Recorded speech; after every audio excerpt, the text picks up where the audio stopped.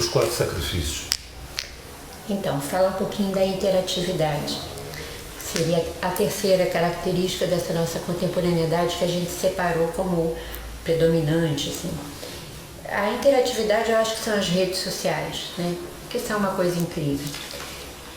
No aspecto, né? De repente você está em conexão com todo mundo. Eu acho que no aspecto mais luminoso, né? Essa coisa da rede social, ela é a corporificação de um processo que a gente precisa tomar consciência mais profundamente, que é o fato de nós sermos realmente uma rede, que nós somos interconectados, que nós fazemos parte de um grande corpo. Então é como se as redes da internet corporificassem isso nesse tempo, né? Quase que para também fazer com que a gente desperte para a questão mais profunda que isso significa. O problema é que tudo tem um lado luminoso, tudo tem um lado que eu vou chamar de sombrio, e na prática da vida cotidiana da grande parte das pessoas, esse aspecto luminoso não é nem percebido, né? O que acaba sendo vivenciado é a rede como aquela fonte da gente conseguir fazer contato, aumentar quantitativamente, né, o número de relações, enormemente em termos de quantidade, mas que os vínculos são vínculos frágeis, são vínculos efêmeros, em que as relações se tornam facilmente descartáveis, né? Só a gente deletar, não precisa nem conversar para acabar uma relação, só aperta um botão, não é? Sem falar, eu acho que... Então, as relações acabam não tendo valor, né? Porque tudo que é descartável é desvalorizado. E ainda tem um agravamento disso, que eu acho que são as relações totalmente imaginárias, idealizadas, não é?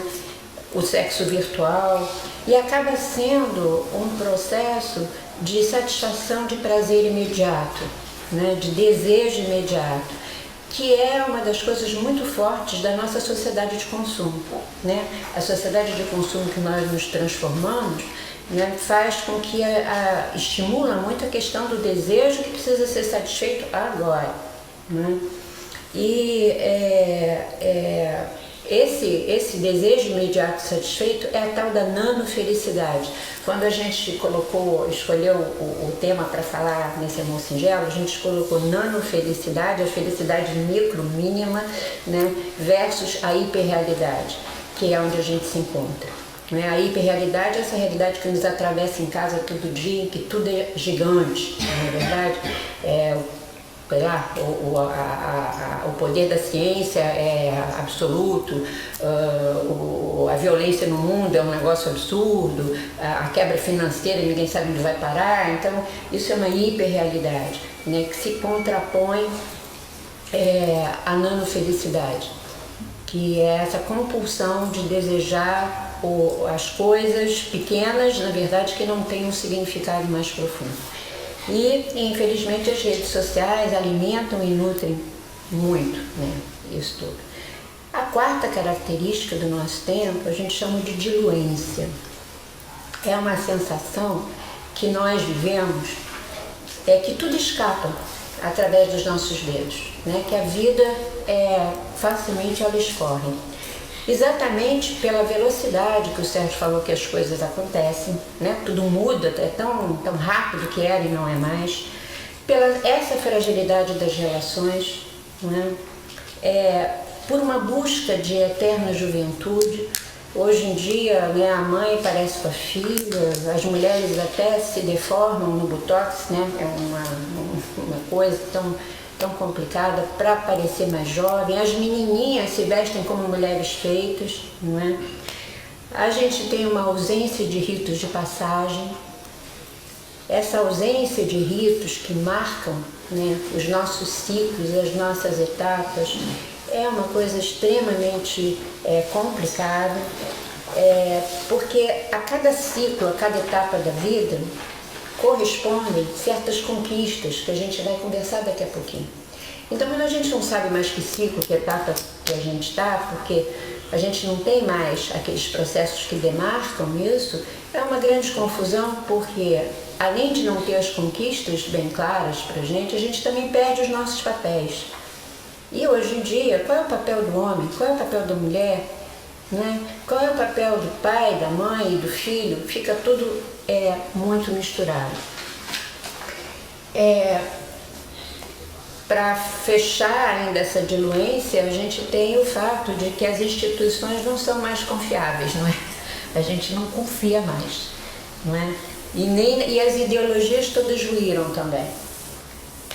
Então, resta um certo mal-estar, que a gente está chamando esse mal-estar de uma sensação de diluência. Então, existe um filósofo, que é uma pessoa que se dedica a pensar a vida, então, que hoje tem um sucesso muito grande. Eu já falei nele aqui ano passado uma vez, o nome dele é Bauman, é um senhor de bastante idade, que eu respeito muito, porque é um senhor muito idoso, com uma vitalidade admirável, e que a gente percebe que dentro da idade dele ele quer continuar contribuindo, isso é o suficiente para eu já respeitar bastante. Mas eu tenho uma preocupação muito grande com o sucesso que ele faz, porque o sucesso que ele faz denuncia que então tem muitas pessoas que concordam com o que ele fala, o que ele pensa, e isso é bastante complicado. Embora ele tenha uma definição para os nossos tempos que eu acho muito certa. Ele cunhou uma expressão que eu acho que está bem em moda agora, que ele diz que a contemporaneidade então é líquida, né? Se aproxima muito, traduz essa ideia de diluência. Fala que os amores são líquidos, as instituições são líquidas, os trabalhos são líquidos, né? Então, ele tem essa capacidade de diagnosticar os nossos sintomas com muita precisão, eu acho, né? Mas ele parte de um princípio que eu acho muito preocupante. Ele diz assim, que ele chega à conclusão que a felicidade do ser humano precisa de duas coisas, para se dar, precisa de duas coisas juntas. E essas duas coisas têm que estar unidas. Uma é a segurança e a outra é a liberdade, coisa que eu também concordo. Eu acho que para a gente se sentir realizado, né, o senso de segurança e de liberdade são duas coisas fundamentais, não é? Só que ele atrela a ideia de segurança a uma coisa que essa sociedade de consumo faz o tempo inteiro. Então ele acaba reforçando e alimentando as ideias da sociedade de consumo, que é exatamente que a segurança está fora das pessoas, né? A segurança que ele fala vai depender do que você tem, do outro que está com você, das suas posses. E é claro que tudo isso pode ser perdido de uma hora para outra. E é claro que então ele também diz que para ter segurança você tem que perder a liberdade, porque você tem que se adaptar para então conseguir se sentir seguro, e você perde a liberdade de ser quem você é. Então o ser humano não pode ser feliz, porque nunca vai conseguir ter essas duas coisas juntas. Isso é muito perigoso, né? Demais da conta. E mais perigoso ainda em 2012, que a gente já conversou tantas vezes ano passado, né? De que é um ano que os antigos se deram o trabalho de várias culturas, não foi só uma, de deixar aí registrado pra gente o lembrete de que esse ano, mais intensamente até do que nos outros anos ao longo de toda a nossa história humana, que também sempre foi assim, mas este ano a gente está sendo mais exigido, né? Nós estamos sendo mais chamados a desenvolver a nossa inteireza e, portanto, a nossa segurança dentro da gente. Então, eu acho que a questão, que eu acho da minha resposta lá para o Bauman, né, é que todo ser humano tem direito, tem capacidade, todos nós temos, de encontrar a verdadeira segurança. E essa segurança seria exatamente um senso de a certeza interna que eu saberei lidar com a vida que eu escolhi. Porque eu escolhi as coisas que me refletem, que refletem quem eu sou. Então, claro que primeiro eu tenho que ter escolhido as coisas que me refletem, eu tenho que aprender a fazer isso, né? E é por isso que a gente se reúne aqui para conversar, para trocar as ideias de como é que a gente faz isso. Mas eu tenho segurança de lidar com a vida que eu escolhi porque ela me corresponde a mim. E também, por conta disso, como eu sei que tudo que me acontece tem como finalidade provocar meu desenvolvimento, saberei lidar com aquilo que eu não escolhi conscientemente, mas que está chegando para mim. Esse senso, essa certeza, sabe, é que eu acho que é a segurança que a gente precisa encontrar em algum momento da nossa vida. Mas qual é o caminho para encontrar isso, né? Que caminho é esse? E essa ideia do caminho nos mobilizou muito a trazer toda essa reflexão para vocês hoje. Assim. O caminho, então, seria atender às nossas demandas de atualização.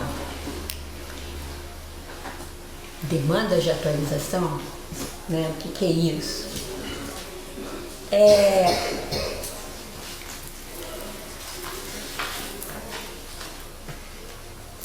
Acho assim, a gente já conversou várias vezes e eu acabei de falar nisso, mas aí eu só vou repetir. Todo sentido da vida, né? O sentido da vida, ele é completamente voltado para que cada um de nós expresse a sua totalidade, não é assim? Então, na medida que a gente vai vivendo, que a gente vai caminhando, esta totalidade em nós, essa nossa essência, o nosso ser verdadeiro, ele nos pede que a gente consiga expressá-lo mais e mais. Ele demanda que a gente atualize a sua expressão. Num caminho da gente se tornar total e a gente mesmo, não tem um ponto que a gente chega e fala assim, tá bom agora. Não tem isso. Mais e mais, sabe, essa essência inteira que existe dentro de cada um de nós, sempre existiu, existe em todas as pessoas, independente de raça, idade, religião, qualquer coisa, demanda essa atualização. Na medida que a gente for se apropriando, então, dessa essência, é lógico que a gente se torna seguro, é lógico que a pessoa segura, ela é livre e, portanto, ela é feliz. Quando eu falo aqui de totalidade, eu estou querendo usar o nome totalidade como sinônimo de si mesmo, como sinônimo de self, como sinônimo de Deus interior. Mas então, né? Mas qual é o caminho, afinal de contas? Não é?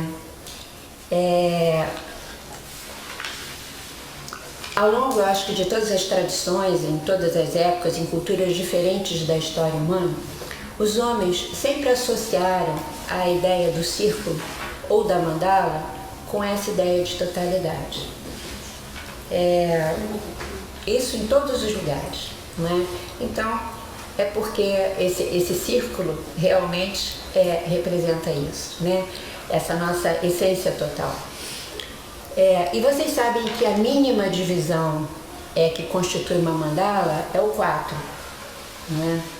Eu não sei se vocês sabem por que mas é muito simples por que é. Deixa eu botar aí. Por que é o 4? Porque se eu fizer assim, ó, eu tenho um traço. Se eu fizer assim, eu tenho um Y feito no nome. Mas se eu fizer assim, isso aqui pressupõe a existência da mandala.